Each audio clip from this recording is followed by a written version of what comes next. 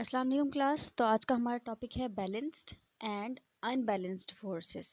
ऐसी फोर्सेस जो दोनों तरफ से सेम हो उनको बैलेंस कहेंगे, और अनबैलेंस्ड फोर्सेस जो दोनों तरफ से सेम ना हो, जिसमें एक तरफ ज़्यादा हो और एक तरफ कम हो।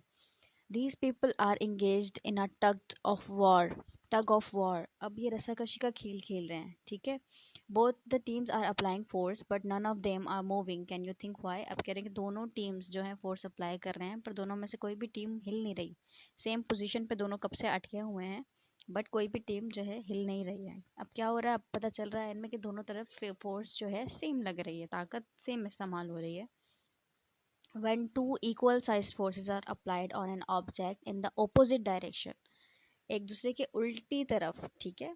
अब ये देखें, ये अपनी तरफ खींच रहे हैं यूं इस तरफ, और ये भी अपनी तरफ खींच रहे हैं इस तरफ, तो एक दूसरे के उल्टी तरफ खींच रहे हैं। अब यहाँ पे जो दो ऑपोजिट फोर्सेस लग रही हैं वो सेम है, ठीक है। The object does not move, अगर वो सेम होंगी तो ऑब्जेक्ट मूव नहीं करेगा। सिंपल सी चीज़ है, हमने रस्साकशी का खेल देखा होगा, खेला भी होगा कभी, तो हमें पता चलता है। We say that the force are balance, तो हम कहेंगे दोनों तरफ इक्वल फोर्सेस लग रही हैं, इसका मतलब क्या है कि फोर्स जो है वो बैलेंस्ड है। Any time when an object experience balance force it stay still और continues to move in the same speed and in the same direction. जब कभी भी कोई चीज़ बैलेंस्ड फॉर एक्सपीरियंस करे, बैलेंस्ड फोर्स, उस पर फोर्स तो लग रही है बट बैलेंस, दोनों तरफ से उस फोर्स को बैलेंस किया जा रहा है, उल्टी तरफ से भी और जिस तरफ से वो फोर्स लग रही है उस तरफ से भी, तो वो उसी पोजीशन में रहेगी, ठीक है। इसी स्टिल पोजीशन में रहेगी जिसमें वो है। अगर वो किसी स्पीड में है, या कोई साइकिल चला रहे हैं हम एक स्पीड में, और दोनों डायरेक्शंस पे फोर्स लग रही है, ये हम आगे एग्जांपल आपकी फिगर में बनी हुई है बुक में, और एग्जांपल भी दिया हुआ है, इससे समझेंगे कौन से अपोजिट फोर्स है, किस फोर्स की बात हो रही है यहाँ पे। तो वो क्या करेगी, जब तक उस पर कोई और चीज़ फोर्स अप्लाई नहीं होगी तब तक वो उसी डायरेक्शन में रहेगी, उसी स्पीड के साथ कंटिन्यू करेगी, ठीक है। जैसे कॉमन आप सिंपल एग्जांपल फिलहाल यही वाली ले लें, टग ऑफ वॉर की, रस्साकशी खेल की। जब तक, अब इसमें कोई एक्सटर्नल फोर्स का मतलब अगर चौथा बंदा आके एक तरफ से ना खींचेगा, जब तक अनबैलेंस नहीं होगी ये फोर्स, तब तक ये दोनों टीमें इसी पोजीशन में ही रहेंगी, जब तक कोई इस पर अपनी ज़्यादा फोर्स अप्लाई नहीं करता या कोई माइंड गेम नहीं खेलता इसमें। अब देखें क्या बता रहे हैं। In this figure on your right a block of would is resting on a table. इस फिगर में एक जो डब्बा है वो टेबल पे रखा हुआ आराम कर रहा है, ठीक है, resting on a table. The block is not moving, block move नहीं कर रहा, हम सब देख रहे हैं, because two forces are acting on it. The force are the weight of the block which act downward and the reaction force on the table which acts in upward direction। अब कह रहे हैं कि यहाँ पे दो फोर्सेस लग रही हैं, बस इस चीज़ को समझते जाएं। अगर आपको पहली बारी में कंफ्यूजिंग लगेगा या समझ नहीं आएगी तो कोई मसला नहीं है, ये चीज़ें आपने बार बार पढ़नी है। अगर आप वो बच्चे हैं कि जो नहीं पढ़ रहे, बस एक बार वीडियो देख ली, ये कर लिया, स्किप कर दिया, तो ये चीज़ें समझ नहीं आएंगी ऑब्वियसली। जो आप चीज़ पहली बार पढ़ते हो उसको समझने में उसे बार बार पढ़ने की ज़रूरत पड़ेगी। आप कि यही क्लासेस हैं जिन क्लासेस में आप लोगों का कॉन्सेप्ट क्लियर होगा इन चीज़ों को लेकर, कि विजुअल फोर्सेस, ये फोर्सेस हमें नज़र नहीं आती पर ये फोर्सेस मौजूद हैं। तो जो चीज़ें नज़र नहीं आती उनको समझने में थोड़ी डिफ़िकल्टी तो महसूस होती है अगर पहली पहली बार कोई आपसे इस बारे में बात करे तो। बट आप जैसे हमें याद हो गए हैं बार बार इन चीज़ों को, इन वर्ड्स को पढ़ पढ़ के, ये नहीं कि सिर्फ इस क्लास में ये टॉपिक पढ़ेंगे, नहीं, ये आपके साथ चलते जाएंगे टॉपिक, ठीक है। Inertia, law of inertia, first year second year, ये आपके साथ टॉपिक चलेंगे, तो ये पीछे छूटने वाले टॉपिक नहीं है। और इसके बारे में आप बुकों में बार बार बार बार पढ़ेंगे तो ये आपको याद हो जाएंगे, तो इसमें आप परेशान नहीं हो कि अभी एक बारी में नहीं समझ आ रहा, तो क्योंकि ये टॉपिक आपके साथ चलने हैं, ठीक है। आप क्या कह रहे हैं कि दो फोर्सेस इस डब्बे पे लग रही हैं, ये लकड़ी का डब्बा है, टेबल पे रखा हुआ है, सही है। एक क्या, वेट, डब्बे का वेट जो कि नीचे की डायरेक्शन में है, और दूसरा टेबल का रिएक्शन, उस वेट के जो है बदले में क्या आ रहा है, टेबल का रिएक्शन जो कि अपवर्ड डायरेक्शन में है, जिसकी वजह से ये बॉक्स जो है हिल भी नहीं रहा और अपनी पोजीशन में भी रखा हुआ है, ठीक है। The balance force can be demonstrated through the hanging, floating and sitting object. Balance force को हम किसी भी ऑब्जेक्ट में देख सकते हैं, जैसे कि ये सिटिंग ऑब्जेक्ट है, हिलती हुई चीज़ में भी अगर कंटिन्यूसली एक ही जगह पे हिल रहा है, हिल रहा है, हिल रहा है, और उस पर कोई और अलग फोर्स नहीं लग रही है, किसी वजह से वो एक बैलेंस में हिल रहा है, तो उस पर भी कोई ना कोई रिएक्टिंग फोर्स लग रही होगी, ठीक है। सिटिंग ऑब्जेक्ट, फ्लोटिंग ऑब्जेक्ट, लटकने वाले ऑब्जेक्ट, इन सब पे लगती हैं। जैसे कि ये तैरती हुई लकड़ी, वेट ऑफ द लॉग। सही है।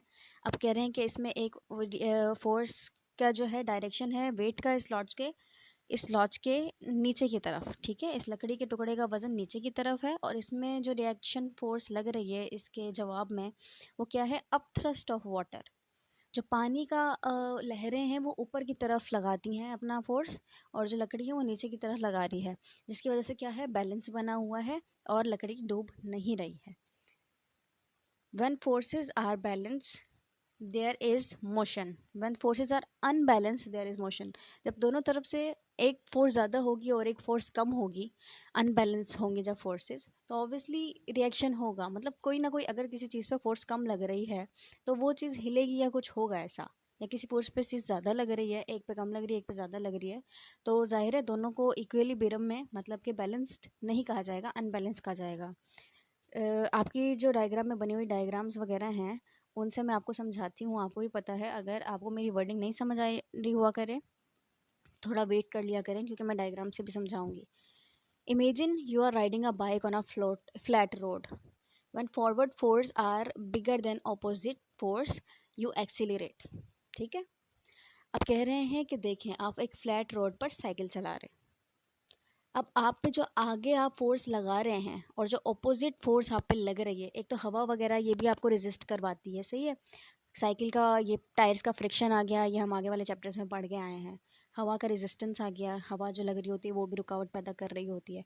बट क्या कह रहे हैं कि ये फोर्स अनबैलेंस्ड है। अनबैलेंस कैसे, अगर बैलेंस होती तो दोनों रिएक्शन फोर्स जो हम लगा रहे हैं साइकिल वाला और फोर्स जो एयर लगा रही है वो इक्वल होता तो कहीं साइकिल जा पाती नहीं।